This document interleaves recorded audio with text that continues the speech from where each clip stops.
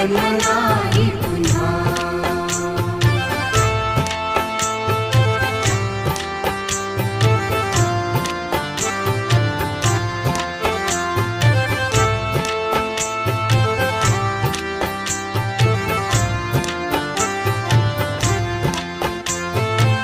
हा जन्म आहे सद्गुरु कृपेचा, हा जन्म आहे सद्गुरु कृपेचा, हा जन्म आहे सद्गुरु कृपेचा। हरि ओम स्वामी समर्थ म्हणा,